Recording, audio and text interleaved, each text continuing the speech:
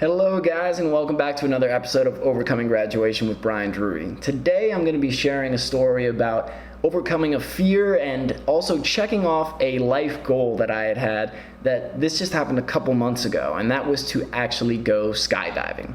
It's something like many other things in my life I always knew I wanted to do, but I just never made the time for it. I'd never set a date.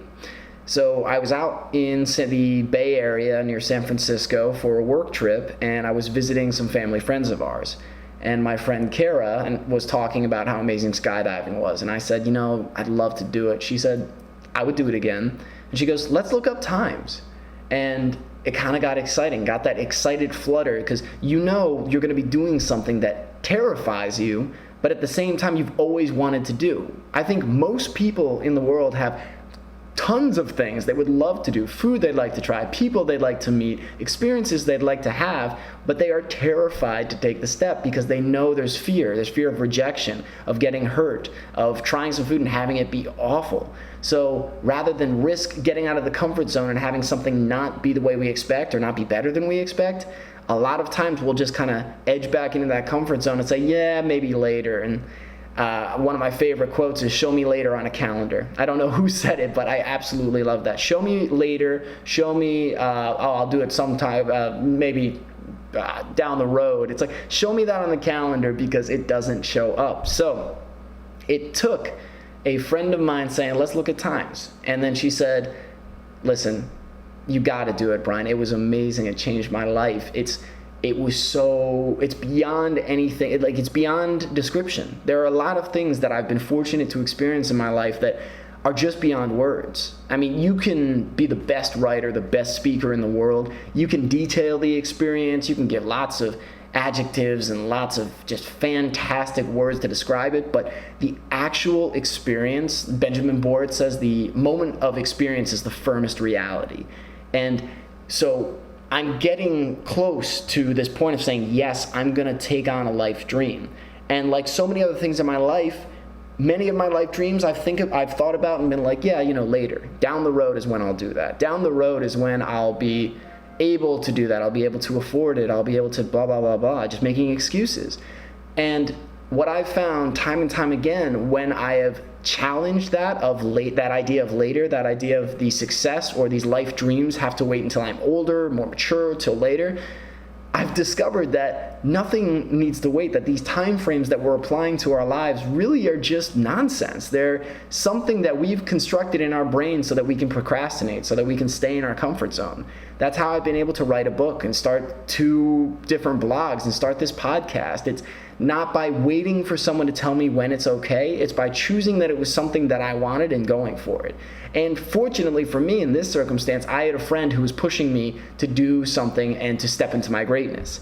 And I've had a couple instances like that recently where just last year, one of my favorite mentors in the world, I was on a call with him, and his name is Sean Stevenson, and he pushed me to go to his live speaking event. And it was the biggest investment I'd ever made in myself up to that point. And I was terrified. It was going to be a lot of money, and I didn't have that much in my savings, and I wasn't sure, but he finally pushed me, and he said, Brian, I wouldn't be able to say that I'm doing a good job as someone that you look to as a mentor if I didn't push you to go to this event, because what you've told me you want to do in your life, this event is going to give you all of the steps, the connections, everything you're going to need to try and become a professional speaker, to begin that journey in your life. And through doing that, I met the first, 12 or 15 people I interviewed on this podcast. I got the inspiration from one of the person there to do a podcast instead of just a blog. I met my future and current mentor, Peter Scott, there.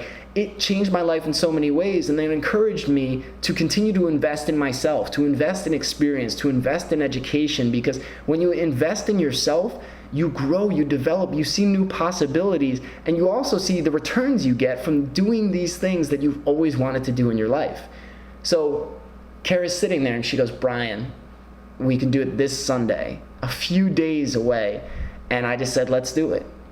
Like so many other things in life, I wasn't sure, I was scared, I was kind of uncertain, but I knew I could afford it. I knew this was something I had always wanted to do all my life.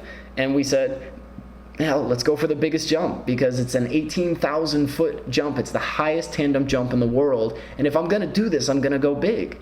And so I was busy all week at work. I didn't really think too much about it, but every now and then I'd get this flicker of excitement, like, holy hell, I'm going to check a bucket list thing off of my list this weekend. You know, I'm 25 and I'm going to do this huge thing that I've always wanted to do, that I've heard nothing but good things about. And so finally the day arrives and we're driving out and it still didn't feel real. It's like, I'm not about to jump out of a perfectly good airplane. Kara kept smiling because she has done this before and she knew the feelings I was having. But to be honest, at that point, I wasn't feeling really scared. I was just kind of like, listen, I already paid and I'm going and I'm going to do this thing. So it's like, so what's the point of adding extra stress and doubt and uncertainty? It's like, it's going to happen. So let's just accept it for what it is and then try to embrace the experience and literally jump into it fully. Like, you always hear that analogy of jump and let the net appear, and this is one of those, like, you're literally jumping out of a plane. And so we get there, we sign in, I meet the guy who I'm going to be doing my tandem jump with, find out he's done 4,900 jumps, which makes me feel a hell of a lot better. Then I heard that Kara's tandem jump buddy had done, I believe it was 15,000 jumps in his life. So I was like, she's in good hands. He's okay.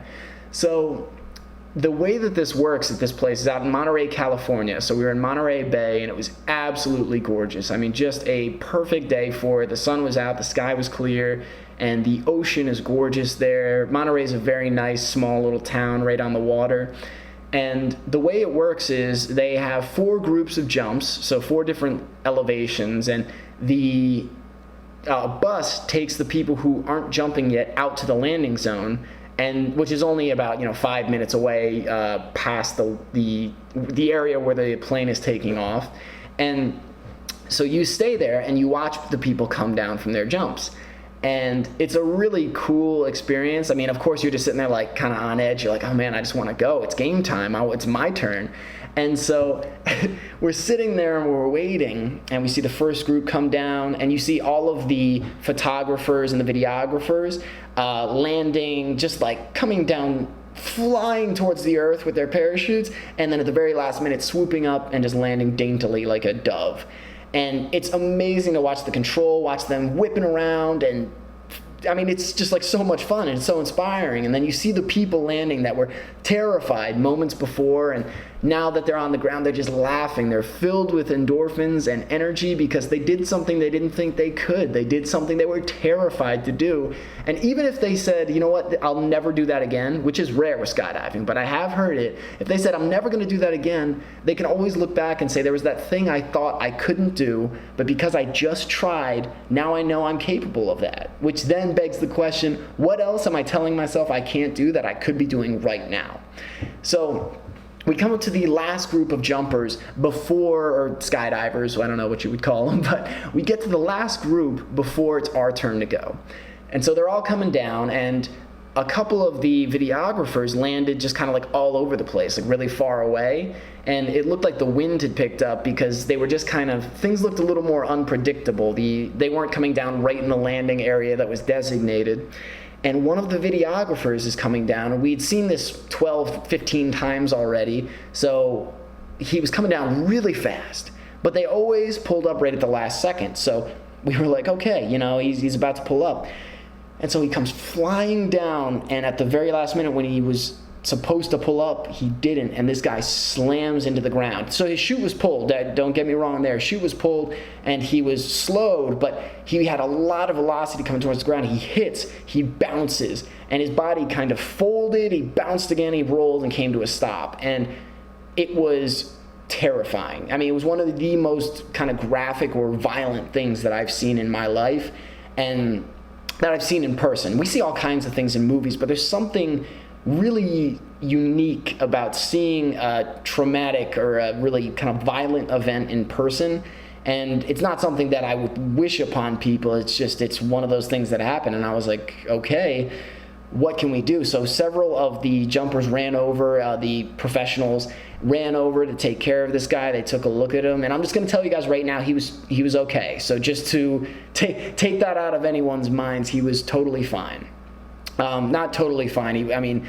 But as we were loading onto the bus to go do our jump, they were standing him up. So he had hit the ground hard, and we think he probably had some stuff that maybe a broken bone here or there, but he was standing up. He was on his own 2 feet. So thank God for that. But as you can imagine, I'm on my first ever skydiving trip, about to do the highest tandem jump in the world, and I've been feeling really good. I've been seeing all these smiles and happiness, and then this happens the moment before we're about to go take off.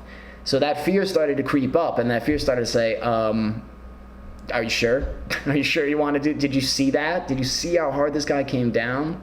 And just a quick pause, but a lesson that Kara's tandem jump buddy said. He said, this, like anything else, but this especially, because of the danger involved in this sport, is you need to respect what you're doing. You need to respect the air, the earth, the wind, everything. So when you take risks, you understand that there are very serious implications in this sport when you're taking risks.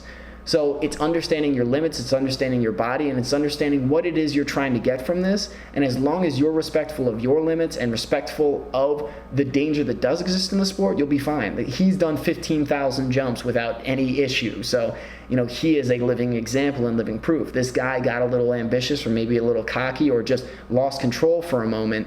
And so he had that really intense experience. But to bring back to the story, so I'm feeling that fear well up. I'm feeling that, holy shit, are you sure? And I said, all right, Brian, that the odds of that happening are slim. And I said, you also said you're here, you're going to do this, you're not going to let the stress come up, just go.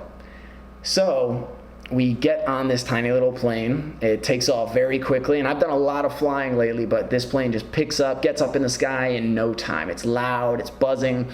My tandem buddy is like clicking me in. He's hooking up all the straps and harnesses. He's sitting behind me on this little bench, and we're getting ready to go. And as the plane is climbing, I'm looking out the window, and the windows were very dirty and hard to see through, but you could just see this beautiful world around you. And there's still this doubt in your mind, like, you're not actually about to jump out of a plane, are you?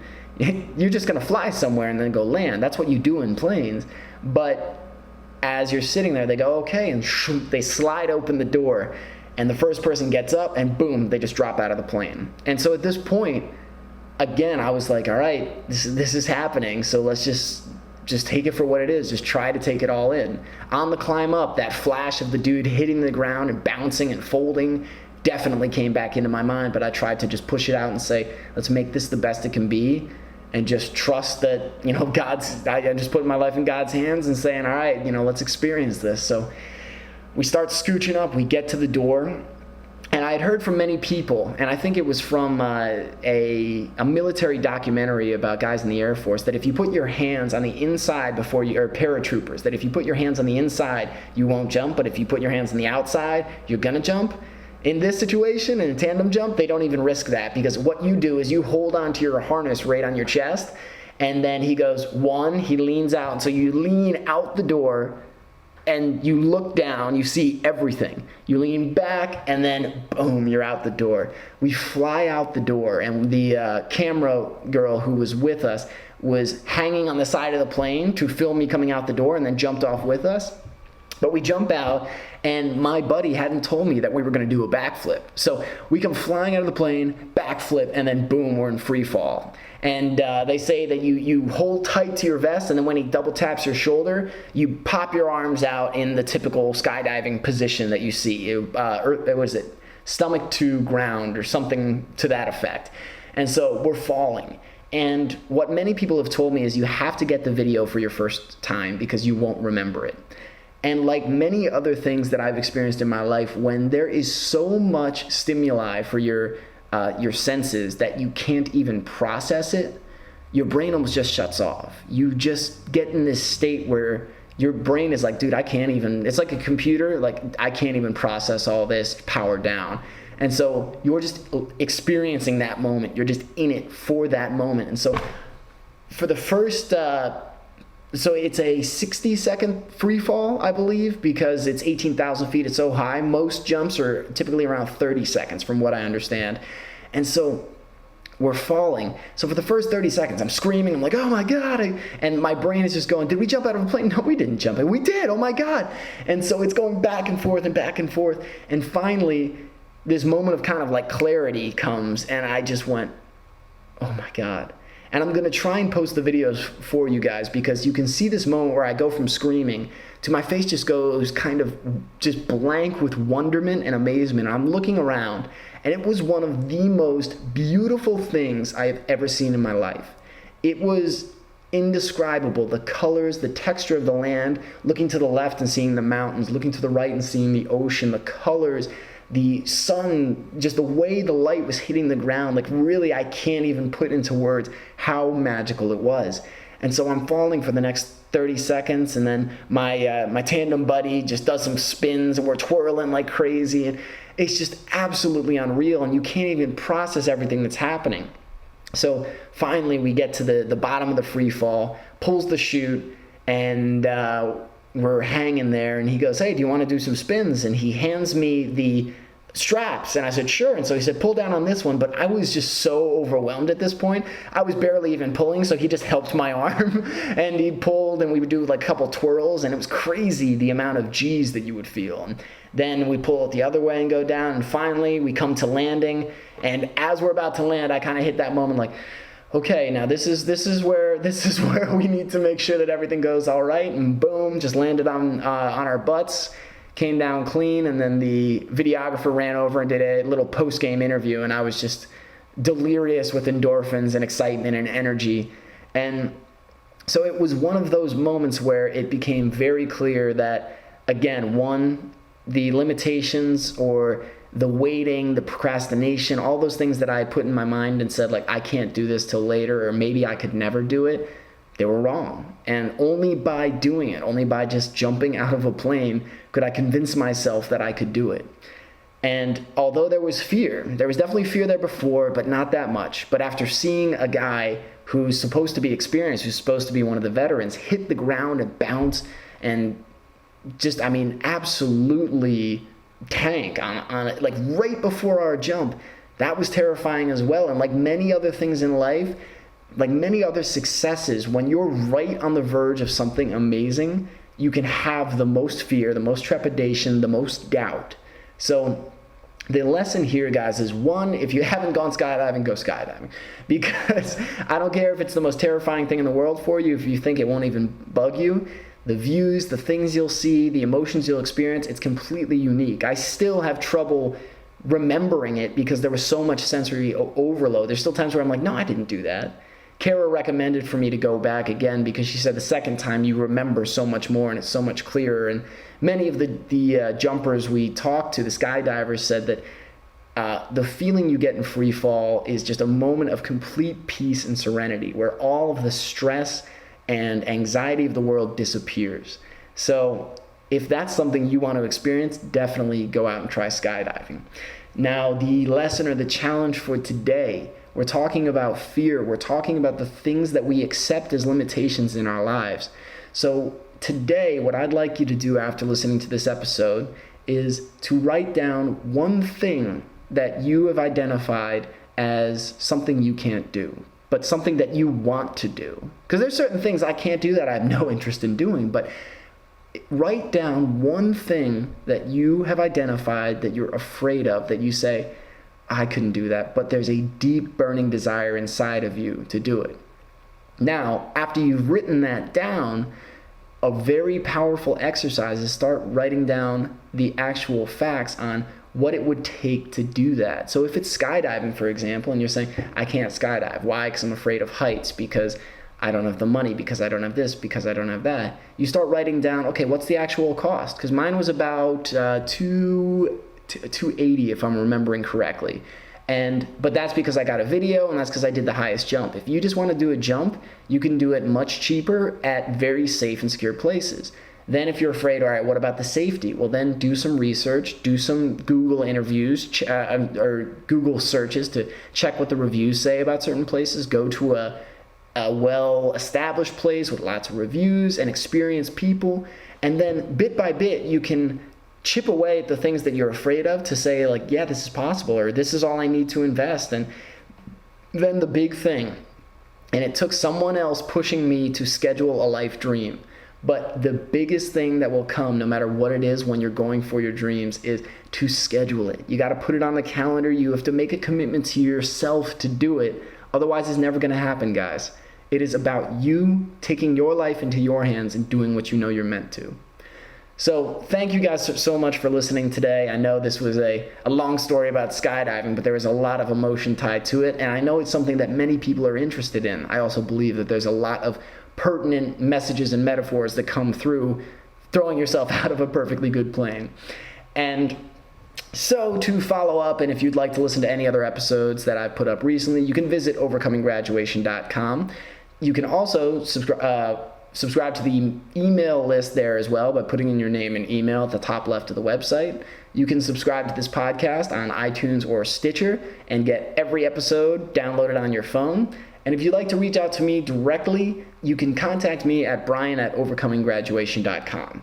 So to close out today, I'm going to give you the words of Kara's brother Ryan, who Ryan Eula I interviewed on this show several episodes ago. But when we were going out, he shot Kara a text because he wanted to be with us, but he couldn't join. And it was this: fly like an eagle and soar like a badass. So take those words into your day, guys, and I hope you have a fantastic one. Fantastic one.